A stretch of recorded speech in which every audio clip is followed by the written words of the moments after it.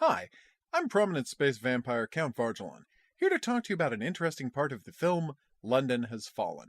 For those unfamiliar, the Has Fallen series is about noted stabbing enthusiast Mike Banning and lovably lunk-headed President Ben Asher, who Mike has to keep bailing out of the wacky situations he gets himself into. I'm not exaggerating about the stabbing enthusiast thing either. Seriously, if they make a third one of these, Mike will have stabbed more people than Michael Myers, the character he was presumably named after.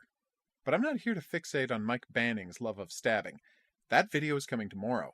No, I'm here to point out the strangely subversive message under the surface of London Has Fallen. Olympus Has Fallen contains no subversion. It's simply the story of how the handsomest man in the world has a bunch of his friends attack the White House in a preposterous manner so that he can take the president hostage and destroy America through an intensely improbable and roundabout method.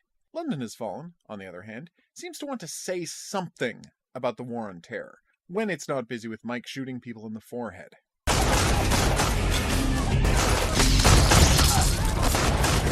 The film opens with the US government attempting to kill an arms dealer who supplies terrorist groups around the globe. They do this by blowing up his daughter's wedding.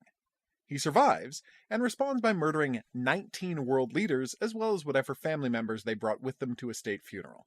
Once his master plan has been dealt with, the US government once again turns to drones to blow him up, only they get it right this time.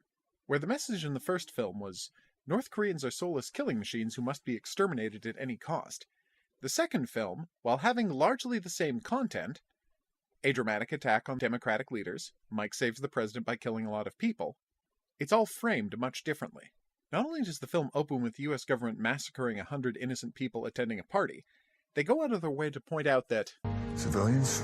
Well, they're not being targeted specifically, but... A scene which suggests that, other than a frankly ludicrous sequence in which the terrorists blow up a bridge to kill a single man stuck in traffic, the terrorists actually plan their attacks to kill as few civilians as possible. The only real difference that the movie points out between the Americans and the terrorists is that while the criminal arms dealer is honest about the things he does, that particular general won't be very useful to us anymore. He's been eliminated. Don't forget his family. Vengeance must always be profound and absolute. the Americans need to lie to themselves. There was a drone strike to get him 2 years ago, authorized by the G8, so we took a shot. He survived. We didn't know his family was there. His daughter was killed. We don't know if Aaron is lying to himself in that scene or if someone lied to him, but a lie was obviously told. Here's the satellite drone footage of the attack on the arms dealer's daughter's wedding. There was obviously a huge gathering at a palatial estate. The MI6 agent on the scene was undercover as a caterer, for God's sake. It would be impossible for them to not know that the function they were attacking was a wedding. The subtle message about institutional deception is confirmed right at the end of the film, when we get a huge bit of dissonance between what the intelligence people say Ground asset confirms. Target clear. Civilian present. and what happens when bombs are actually dropped.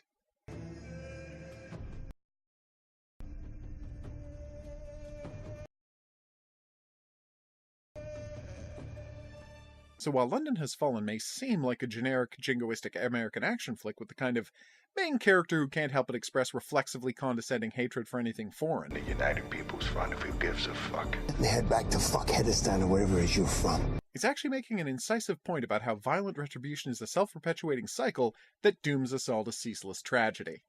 One thing I can't figure out, though, is why the vice president makes the film's climactic speech instead of the president, and why he does it from inside a skyscraper instead of the White House. Also, why did he cut his hair short and shave his beard? Okay, the answer to that last one is that the vice president's speech was obviously a last-minute reshoot that was just grabbed in somebody's office, or possibly on the set of another film. Still, it's weird. I've been prominent space vampire Count Vargelon. Thanks for watching, and I'll see you back here for the next thing.